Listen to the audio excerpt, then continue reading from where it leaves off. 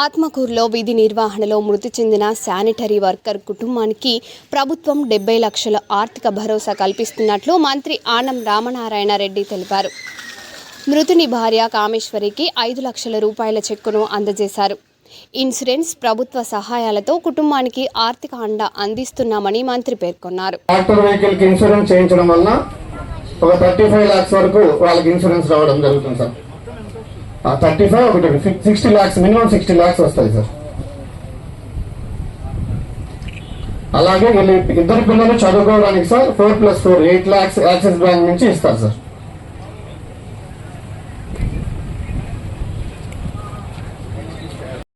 బ్యాంకులు అన్ని డబ్బు ఇచ్చింది, బాగా చదువుకోండి ఇద్దరు. ఓకే బాబు.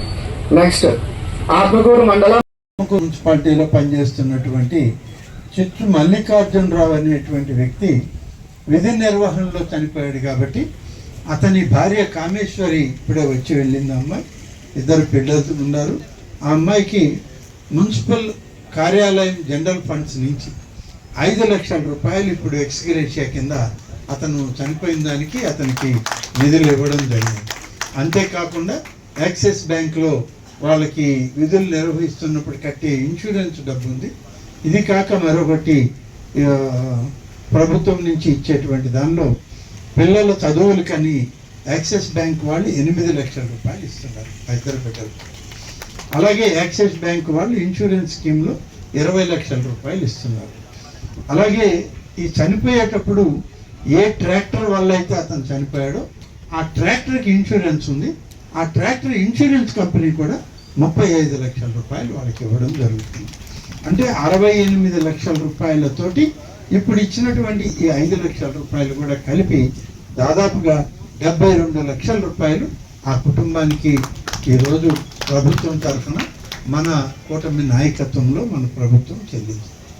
ఒక పేద కుటుంబంలో ఉద్యోగం చేస్తూ ప్రాణాలు కోల్పోయినటువంటి వ్యక్తికి ప్రభుత్వం ఇంత పెద్ద ఎత్తున సహాయం చేయడం అనేది చాలా అరుదైన విషయం. కానీ ఇవాళ అనుకోకుండా చనిపోవడంతో అతని కుటుంబాన్ని ఆదుకోవాలని చేసినటువంటి ఇది అభిప్రాయం. అలాగే మనం చేసే దాంట్లో తెలుగుదేశం పార్టీ సభ్యులు ఉంటారు. మేము సభ్యత్వం చేర్చేటప్పుడు వాళ్ళందరూ కూడా తెలుగుదేశం పార్టీ సభ్యులుగా ఉన్న వాళ్ళందరికీ కూడా ఇన్సూరెన్స్ కట్టడం జరుగుతుంది. ఇది గతంలో ఏ పార్టీలో లేదు, తెలుగుదేశం పార్టీలో కూడా గతంలో లేదు. ఈరోజు మాకు తెలుగుదేశం పార్టీకి సంబంధించినటువంటి కార్యనిర్వాహక అధ్యక్షుడిగా ఉన్నటువంటి నారా లోకేష్ గారు ఈ 2 సంవత్సరాల్లో సభ్యత్వం చేసిన వాళ్ళందరికీ కూడా తెలుగుదేశం పార్టీ తరఫున ఇన్సూరెన్స్ కట్టడం జరిగింది.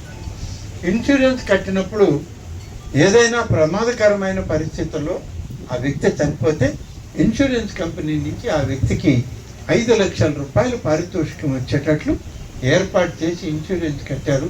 ఆ విధంగా కూడా చాలామందికి ఒకవేళ యాక్సిడెంట్ అయ్యి ఇబ్బంది కలిగి చనిపోతే వాళ్ళకందరికి కూడా ఒక్కొక్క ఇన్సూరెన్స్ స్కీమ్ కింద ఒక్కొక్క వ్యక్తికి 5 లక్షల రూపాయల లెక్కన ఇవ్వడం జరిగింది.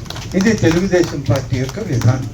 తెలుగుదేశం పార్టీలో ఈనాడు ఉన్నటువంటి సభ్యులకి ఒక భరోసా, ఒక భద్రత, మేమున్నాం మీకు, మీ కుటుంబానికి అని చెప్పి చెప్పడానికి చేసినటువంటి ఒక ప్రయత్నంలో ఏ రకంగా ఈ యొక్క ఇన్సూరెన్స్ తెలుగుదేశం పార్టీ ఇన్సూరెన్స్ పథకం కింద 5 లక్షల రూపాయలు చెల్లించడం కూడా జరుగుతుంది.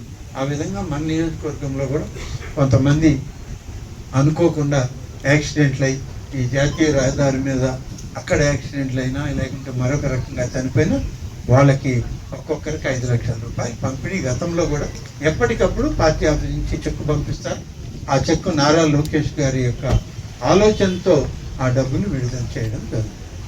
ఇది ఇవాళ సంక్షిప్తంగా పేదవాళ్ళని ఆదుకోవడానికి, మరొక వైపు పార్టీ కార్యకర్తలను ఆదుకోవడానికి చేసేటువంటి కార్యక్రమం.